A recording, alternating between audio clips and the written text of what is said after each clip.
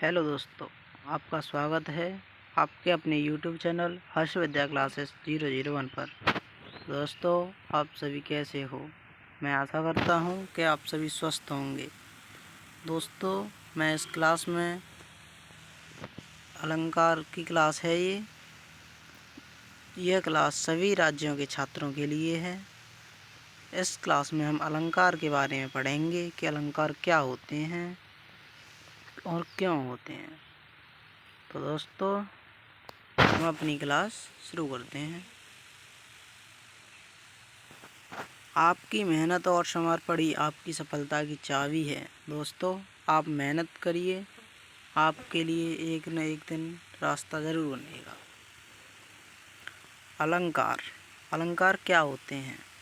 काव्य के शब्द तथा अर्थ में चमत्कार उत्पन्न करने वाले अथवा काव्य की शोभा बढ़ाने वाले तत्वों को अलंकार कहते हैं।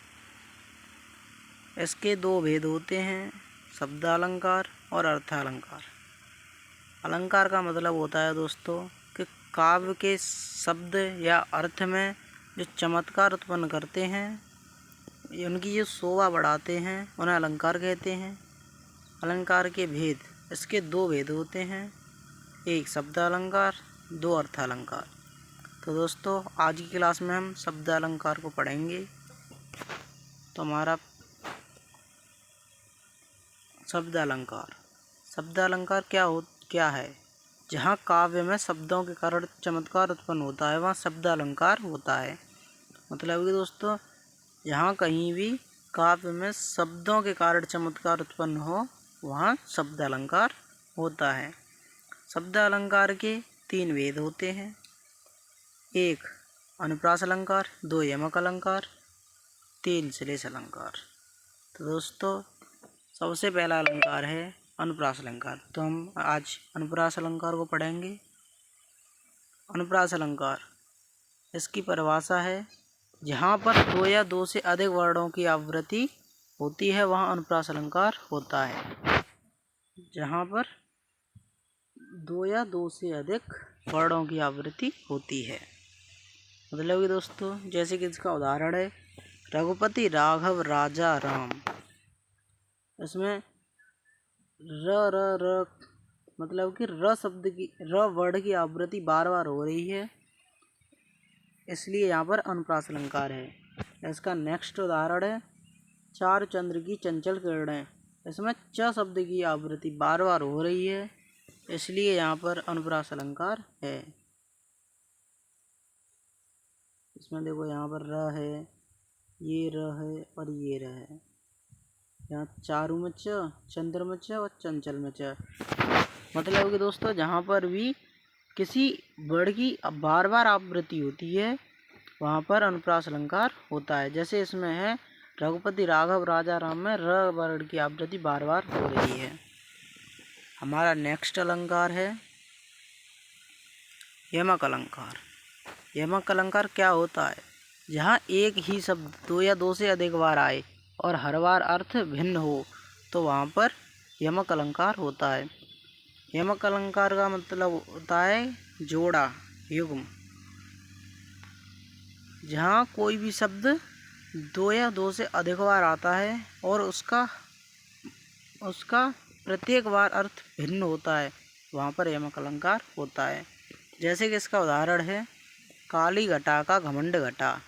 काली घटा का मतलब है यहाँ पर कि बादल छा गए, और घटा और घमंड घटा, इस दूसरी घटा का मतलब है यहाँ पर कि बादल हट गए।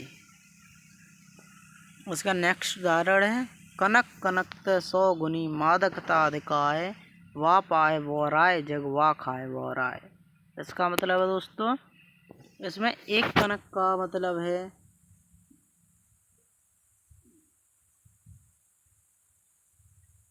धतूरा और दूसरे कनक का मतलब है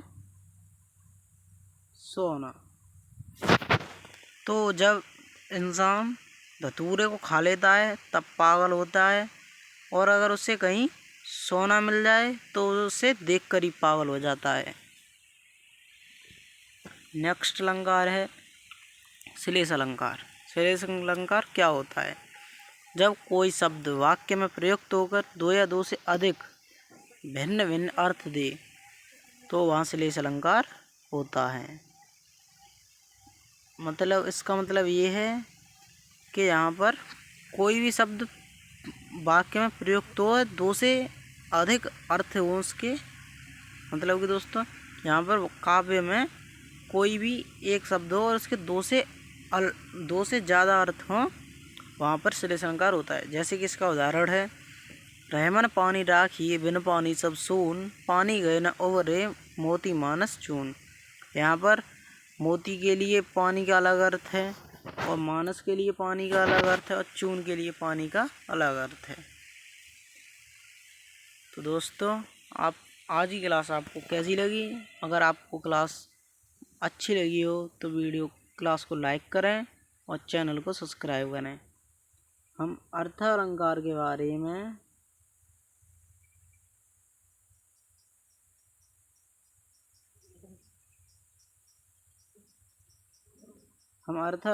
बारे में अगली क्लास में पढ़ेंगे। तो साथियों अगर आपको क्लास अच्छी लगी हो तो वीडियो को लाइक करें। थैंक यू सो मच साथियों। अब हम अपनी नेक्स्ट क्लास में मिलेंगे जिसमें हम अर्थ अलंकार के बारे में आपको बताएंगे। तो थैंक यू साथियों।